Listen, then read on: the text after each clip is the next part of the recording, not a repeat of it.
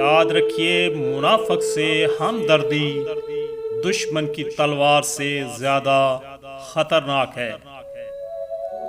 زمین کا ہر وہ ٹکڑا جہاں ہمارا قرآن ہے وہ ہمارا گھر ہے۔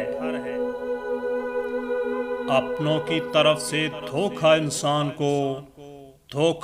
انسان کو ٹکڑے ٹکڑے کر دیتا ہے۔ میں تب تک آرام سے نہیں بیٹھوں گا جب تک ظالم مظلوم کے آگے گھٹنے نہیں ٹیکے گا۔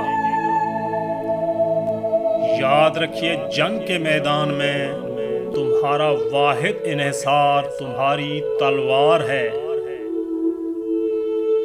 اگر تم نے اپنے دشمن کے قبضے میں اپنا وطن ہی نہیں بلکہ ایک پتھر کا ٹکڑا بھی رہنے دیا تو مصائب ہمارا مقدر ہوں گے۔ اگر ہمیں رہنے کی جگہ میسر ہو جائے تو ہم ان سرزمینوں کو حلال کمائی کا مرکز بنا دیں گے۔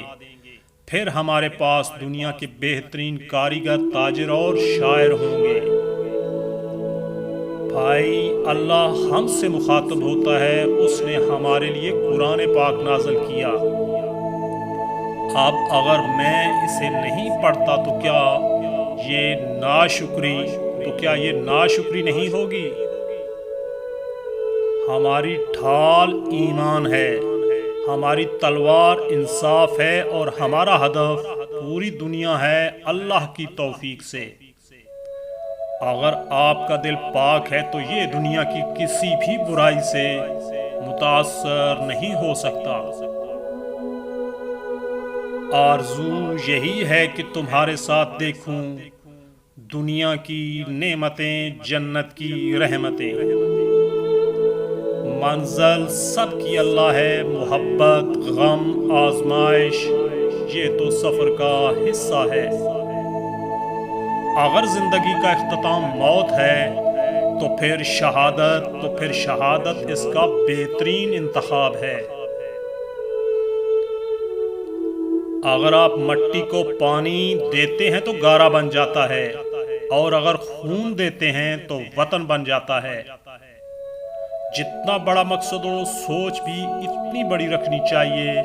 سوچ جتنی بڑی ہوگی کامیابیاں بھی اسی کے مطابق ملیں گی۔ وہ سر جو ظلم کے خلاف نہیں اٹھتا ظالم کے سامنے جھک جاتا ہے۔ مٹی کو برتن میں بدلنے والی چیز آگ ہے اور ناپختہ انسان کو کامل بنانے والی چیز صبر ہے۔ کسی فانی کے آگے جھکنے کا نام ادب نہیں بلکہ اپنے خالق و مالک کے حضور اپنی بندگی و عاجزی کا اظہار کرنا ادب ہے۔ تلواریں ہماری عزت اور بزرگی کی نشانی ہیں۔ یہ سرزمین جسے ہم نے انصاف کے ذریعے سے روشن کیا ہے، میں کسی کو اس بات کی اجازت نہیں دوں گا کہ وہ اسے ظلم سے آلودہ کرے۔ ضروری نہیں جیت ہمیشہ طاقتور کی ہو، اللہ جس کے ساتھ ہو جیت بھی اسی کی ہوگی۔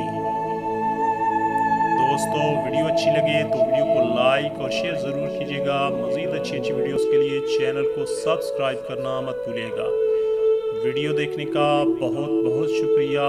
آپ کے دل کی آواز ٹی وی۔